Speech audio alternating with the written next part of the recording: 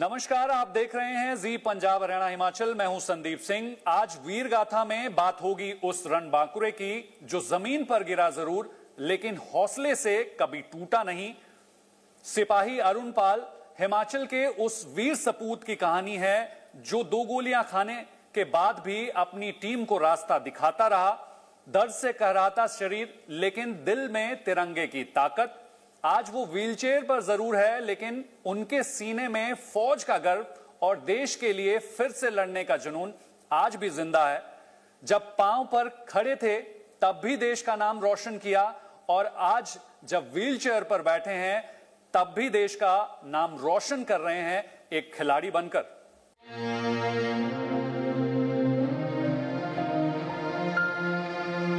हिमाचल की मिट्टी का वो लाल जिसने गोली खाई लेकिन सर झुकने नहीं दिया। ऑपरेशन के दौरान जैसे ही दुश्मनों से सामना हुआ ताबड़तोड़ फायरिंग शुरू हो गई। इसी बीच 2 गोलियां उनके शरीर को चीरती हुई आर पार निकल गई। हालत नाजुक थी, खून बह रहा था लेकिन इनका ध्यान अपनी टीम पर था। इन्हें अस्पताल ले जाया जा रहा था, फिर भी रास्ता वही दिखा रहे थे। शरीर ने जवाब दे दिया लेकिन अरुण के इरादों में आज भी दम है। ये जांबाज व्हील चेयर पर जिंदगी काट नहीं रहे, जिंदगी जी रहे हैं। उनके चेहरे पर अब भी वही फौजी मुस्कान है और सीना आज भी उतना ही चौड़ा जब वो कहते हैं मैं अब भी देश के लिए तैयार हूं। सिपाही अरुण पाल सिर्फ घायल नहीं है, वो चलती फिरती एक मिसाल है कि जज्बा हो तो हार जैसी कोई चीज नहीं होती। सबसे पहले आपका नाम जानना चाहूंगा, आप कहां से हैं और फौज कब ज्वाइन की थी आपने?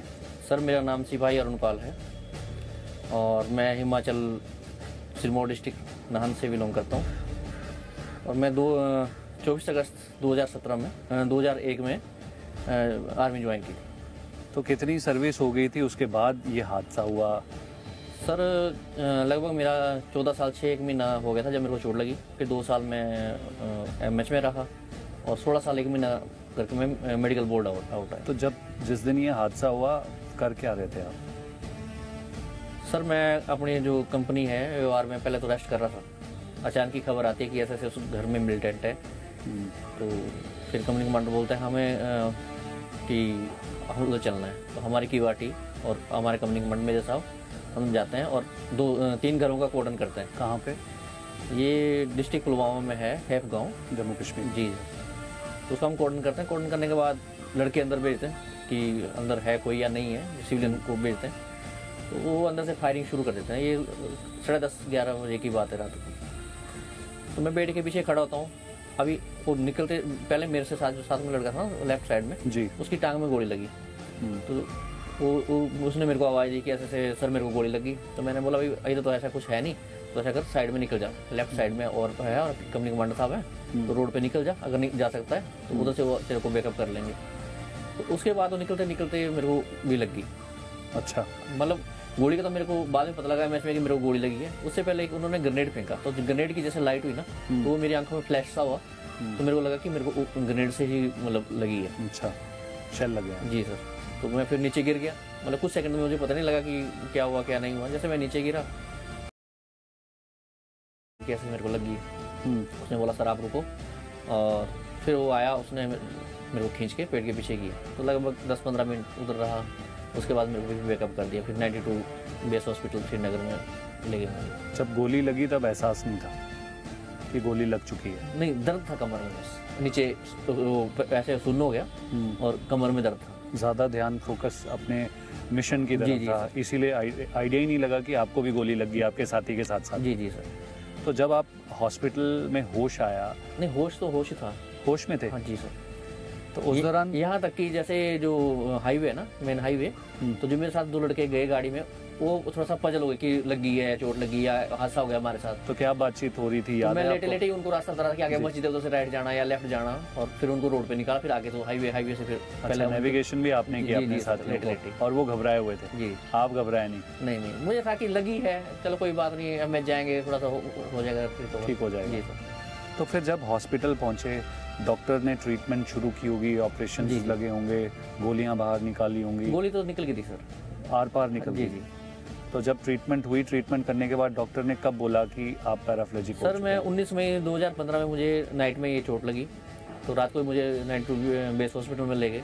जैसे ले गए तो डॉक्टर के पास शायद चाबी थी या पेन था, वो मेरे को एक किलोमीटर याद नहीं कि क्या था। तो उन्होंने ऐसे किया कि यहाँ पता लग रहा है, यहाँ पता लग रहा है, सेंसेशन कहाँ तक है? तो मैंने बोला यहाँ तक सेंसेशन है। बोला ठीक है। उसके बाद उन्होंने कौन सी दवाई दी या क्या हुआ उसके बाद मुझे नहीं पता। अगले दिन शाम को मैं कोई 4 बजे लगभग मेरे CO साहब और SM साहब आए, तब तक मेरे को होश भी आ गया था। तो उन्होंने बोला हाँ ठीक है। मैं बोला हाँ ठीक है। तो फिर वो MRI वगैरह भी हुआ इस दौरान, तो MRI की रिपोर्ट आनी बाकी थी। फिर उन्होंने बोला आपने घर बताया? तो मैं बोला ना, मैं तो घर किसको नहीं बताया, कैसे लगी। तो फिर उन्होंने बोला चलो जी घर फ़ोन करो और घर बताओ। अब फ़ोन करके बताएं किसको? मेरे फादर हार्ट पेशेंट थे, उनका RR हॉस्पिटल पहले दिल्ली से चल रहा था ट्रीटमेंट, मतलब थोड़ा सा ज़्यादा ब्लॉकेज था जी, तो इस कारण उनको भी बताना ठीक नहीं था। फिर मेरा ब्रदर था 1st पैरा SM में, वो 6 पैरा के साथ फॉरेन में जा रहे थे, तो दिल्ली में ही थे जी। फिर मैंने सोचा कि भाई को बताता हूँ, फौजी आदमी तो कम से कम थोड़ा समझेगा। तो मैंने भाई को कॉल किया कि ऐसे ऐसे मुझे लगी और मैं ठीक हूँ।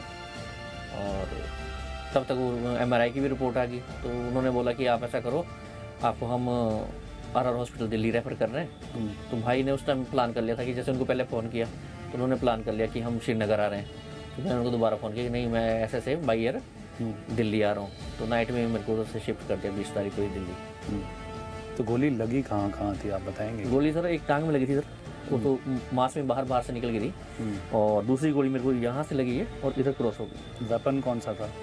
AK-47 की। AK-47 से तो इतनी लंबी गोली रहती? नहीं, लगभग इतना राउंड रहती है जी सर। ओके। तो फिर जब वो रात के बाद जब आपकी पूरी स्थिति बदल गई, आपका लाइफस्टाइल बदल गया, क्योंकि एक ऐसा हादसा जिसने आपको पैराप्लेजिक कर दिया जी सर, तो आप भी एक ट्रॉमा से गुजर रहे थे, आपका परिवार भी एक ट्रॉमा से गुजर रहा होगा, तो वो दौर से आप बाहर निकले कैसे? सर पहले तो ये पता नहीं था कि ये चोट है, या हमने ये सोचा कि 1-2 महीने या 2-3 महीने में रिकवर हो जाएगा। लेकिन जब दिल्ली गए उन्होंने बताया कि ऐसे ऐसे आपको चोट है। फिर जो उधर नर्स थी उन्होंने बताया कि अब कम चांस है कि आप चल पाओगे, लेकिन ये है कि आप अगर सही रहना चाहते हो तो आप उधर से पूना चले जाओ। जबकि इधर चंडी मंदिर में कमांड हॉस्पिटल है, तो इधर भेज देते मुझे, लेकिन जैसे पूना में केयर अच्छा है। तो उधर जैसे चोट लगने के बाद कैसे बैठना है, कैसे व्हीलचेयर मूव करना है, कैसे कंपाउंड पे जाना है, कैसे तैयार होना है, तो वो चीज़ सब कुछ सिखाई जाती है। तो फिर मैं उधर से लगभग 20 दिन बाद चला गया था पूना। 2 साल में पूना रहा, उधर मैंने एक्सरसाइज भी की। जब दिल्ली में था तो उस टाइम तो मेरी स्थिति थी कि मेरे को बेड पे जैसे खड़ा करते थे ना, बैठाते थे ऊपर, तो मैं ऐसे गिर जाता था जैसे डंडा गिर जाता है, मतलब जबकि मेरे हाथ काम करते थे, लेकिन इतना ये हो गया था, मतलब शरीर बिल्कुल साथ नहीं दे रहा था। और जैसे एक आता है क्या बोलते हैं स्ट्रेचर व्हीलचेयर, उस स्ट्रेचर बन जाता है, व्हीलचेयर बन जाता, तो उस पर मेरे को लिटा के जैसे बैठाते थे ना तो चक्कर आता था। तो ऐसी स्थिति में परिवार ने कितना सपोर्ट किया आपको? और फिर उसके बाद आपको PRC का कब पता चला कि PRC भी एक ऐसा सेंटर है जहां पर इस तरीके से आपको वापस दोबारा मेन स्ट्रीम लाइन में लाने के लिए जो है वो सपोर्ट किया जाता है? सर जैसे मैं पूना गया, पूना जाने के बाद एक PRC सेंटर पूना में भी है और एक इधर 2 ही इंडिया में 2 ही हैं। तो उधर लोग आते थे, थोड़ा सा वो भी ब्रीफ करते थे कि हाँ ऐसे ऐसे है। फिर जैसे हम उधर रहे साथ में तो लोगों ने बताया कि ऐसे ऐसे PRC है, एक पूना में ही है और एक चंडीगढ़ है। तो हमें वैसे ये सोचा कि इधर हमारा नज़दीक भी पड़ता है और फैसिलिटी वैसे उधर भी वही है, इधर भी यही है। तो फिर जैसे मैं बोर्ड आउट होने वाला था उससे पहले ही मैंने उधर से फॉर्म भेजा इधर एप्लीकेशन और ज्वाइन के लिए, और मेरा रिकमेंड हो गया, तो फिर मैं इधर आ गया। और हिमाचल से नज़दीक भी है? जी सर। तो यहाँ आने के बाद में ट्रीटमेंट जब शुरुआत हुई और उसके बाद कोई स्पोर्ट्स में आपने अपने आप को बिजी किया?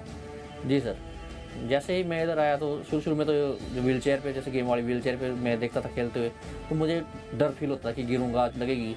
लेकिन जो सीनियर थे उन्होंने कहा कि नहीं कुछ नहीं है, आप आओ हमारे साथ खेलो, देखो और खेलो, कोई दिक्कत नहीं है। थोड़ा बहुत गिरते हैं लेकिन ऐसे चोट, मतलब कोई चोट नहीं लगेगी। फिर साथ में खेले और 2019 में इधर नेशनल 78 सेक्टर में हुआ था मोहाली में, उसमें हम खेले थे, तो हमारा सिल्वर मेडल था उसमें। उसके बाद थोड़ा सा पेन के कारण मैं जैसे सर्दी में ज़्यादा टूर्नामेंट होते हैं अभी सितंबर अक्टूबर में, जी जी जी, तो मेरे को ना थोड़ा नर्व पेन होता है, तो उस वजह से फिर मैं अवॉइड कर दिया। और अभी मैंने भी सर्जरी फिर दोबारा कराई है पीजीआई से जी 17 लाख रुपए पेन के लिए, लेकिन अभी कोई रिलीफ मिला नहीं सर, इतना मिला नहीं है।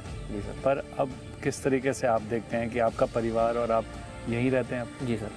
तो अब घर में ज़्यादा अच्छा लगता है या यहाँ अच्छा लगता है? सर घर है, घर में जो घर का मतलब माहौल है, जैसे रोड के साथ मेरा घर है, लेकिन उधर क्या है कि आप फिक्स हो जाते हो, जगह बंद जाते हो। जैसे हिल एरिया है, कहीं आपने जाना है, शादी में जाना है, कोई फंक्शन में जाना, कहीं खेत हैं, कहीं सीढ़ियाँ हैं, तो आप नहीं जा पाते। इधर है 30-32 लोग हैं, हम आपस में एक दूसरे की प्रॉब्लम पहले तो समझते हैं। दूसरा क्या है कि बच्चे इधर आराम से पढ़ रहे हैं, अच्छी इधर एजुकेशन मिल रही है उनको। और अपने लिए भी ऐसा है कि अगर हम घर चले जाते हैं डायरेक्ट, पूना से जैसे आया था मैं डायरेक्ट घर चला जाता, तो मैं गाड़ी नहीं लेता, खुद ड्राइव करने का सोचता नहीं। जब मैं इधर आया तो मैंने देखा कि इधर सबने गाड़ी मॉडिफिकेशन कराई है, मैंने फिर गाड़ी ली, मॉडिफिकेशन कराई है। अब मैं इधर घर जाता हूँ, कहीं भी घूमने जाता हूँ तो अपनी गाड़ी से जाता हूँ ड्राइव करके, तो कोई दिक्कत नहीं है सर। तो अब क्या लगता है कि जो बदलाव जिस वक्त आपने हिम्मत हारना शुरू कर दी थी, तो वो हिम्मत लाने में कौन कौन अहम रोल रखते हैं? सर सबसे बड़ा रोल है मेरा ब्रदर का। हुआ क्या कि जैसे मुझे चोट लगी थी 19 मई 2015 में, और 4 जून को मणिपुर वाला केस हुआ था, 6 डोगरा वाला, जिसमें 18 लोग पता नहीं किसकी डेड बॉडी किसके घर गई। जी जी। तो उसी दौरान ब्रदर ने बोला कि दिखाया मेरे को वीडियो, कैसे देखे हो गया, तेरा तो कुछ भी नहीं है, उनका डेड बॉडी पता नहीं किसी तो बचा तो है। फिर उधर एक कांच का गिलास रखा होता है मेरे बेड के साथ जी। तो ब्रदर बोलता है ये कांच का गिलास में क्या दिख रहा है तेरे को? तो मैं बोलता हूँ कुछ नहीं, पानी है इसमें। बोला नहीं, इसको अगर तू रियली देखेगा तो ये पानी है, लेकिन अगर तू देखेगा तो आधा खाली देखेगा, तो ये आधा भरा है। अगर तू देखा कि आधा भरा है तो वही तेरी जिंदगी है। तो ये सोच कि जो तेरे पास है, जो आधा है वो तेरा है, उससे लाइफ जी। बस वही मोटिवेशन था सर, बाकी हौसला तो पहले से ही था, तो ऐसी कोई दिक्कत नहीं आई। हाँ, परिवार थोड़ा सा इस मतलब प्रॉब्लम में आया या डिप्रेशन में आया, उन्होंने सोचा कि अब क्या होगा, कैसे होगा। रिश्तेदार या ससुराल वाले, उनको भी लगा कि हमारी लड़की अब कैसे सर्व करेगी। लेकिन जब इधर आए पीआरसी में तो सब नॉर्मल हो गया, नॉर्मल हो गया और चीज़ें और मज़ेदार हो गई, और मज़ेदार हो गई। और जैसे ही हम जैसे अभी मान लो गाड़ी से घर जाते हैं या कुछ भी जाते हैं, लोगों को लगता है कि नहीं है तो, लेकिन ठीक ज़िंदगी आराम से कटती है। तो फिर पीआरसी के बाद कभी मन होता है कि वापस घर में शिफ्ट होया जाए? यहाँ तो चीज़ें आपने बताया कि हर चीज़ें मतलब आपके हिसाब से यहाँ पे बनाई गई हैं, और भी परिवार यहाँ पर रहता है, तो एक नई फैमिली बन गई, नया त्यौहार अब नए तरीके से नए लोगों के साथ सेलिब्रेशन के साथ होता है, चाहे होली हो चाहे दिवाली। अब यही परिवार है? जी सर। लेकिन ऐसा है कि घर में भी मैंने जैसे बाथरूम वगैरह मॉडिफिकेशन कराया हुआ, उसके बाद मेरे ब्रदर पेंशन आया तो उन्होंने मशरूम प्लांट खोला है। तो यही है कि जैसे इधर से बच्चे थोड़ा पढ़ जाएंगे, थोड़ा हम फ्री हो जाएंगे, तो फिर अपने गाँव चले जाएंगे, उनके साथ हेल्प कराएंगे। तो क्या बच्चों को भी आप फोर्स में मोटिवेट करते हैं? बच्चों का शौक क्या है? बच्चे 2 लड़कियां सर, मेरे पास 1 लड़का है। लड़का तो अभी 3 साल का ही हुआ है, इंजरी के बाद ही हुआ है जी। लड़कियां बड़ी हैं, एक 9th में पढ़ती है, एक 7th में पढ़ती है जी। तो एक बोलती मैं आईएएस अफसर बनना है, एक को भी बोलती मैं ड्राइंग टीचर बनना है, कुछ उसको शौक है ड्राइंग का जी जी। हमें कोई मतलब प्रेशर नहीं है कि यही करो। कभी बोलते मुझे फौज में जाना है, मैं बोला जो आपको करना है वो आप करो, आप अपना एम बनाओ और उसी हिसाब से तैयारी करो। हम आपको फाइनेंशियल सपोर्ट कर सकते हैं, या जैसे अभी इधर चंडीगढ़ में है, कहाँ जाना, कोचिंग करना है, कुछ भी करना है तो वो चीज़ करवा सकते हैं, बाकी करना आप लोगों ने। प्राउड होता है कि इंडियन आर्मी में सर्व करने का मौका, और आप एक फ़ौजी? जी सर, प्राउड भी होता है और एक खुशी भी है कि हम फौज में थे, तो हमारा मतलब ट्रीटमेंट भी है, हो गया आराम से, देख रेख भी है, अभी भी देख रेख हो रही है, मतलब पेंशन आने के बाद देख रेख हो रही है। एक मेरा फ्रेंड है सिविल में, उसको भी सेम चोट लगी है, पोल से गिर गया, बिजली के पोल से। लेकिन उसकी कंडीशन देख के मुझे लगता है कि मैं खुश नसीब हूँ जो मैं आर्मी में ज्वाइन किया। और चोट तो हो सकता है सिविल में भी लगती मुझे, लेकिन आर्मी में मतलब लगी है, तो इससे मुझे बहुत ये है कि एक आर्मी ने सपोर्ट किया। उसके बाद फिर पीआरसी है, पीआरसी तो एक अपना घर है, इधर कोई दिक्कत नहीं है, किसी भी टाइप की कोई भी प्रॉब्लम हो तो उसका सोल्यूशन अपने आप मिल जाएगा। एक मौका फिर मिला वापस रेजिमेंट जाने का, तो तैयार हो? बिल्कुल सर। चलिए, आपसे बात करके बहुत अच्छा लगा। Thank you so much. जय हिंद।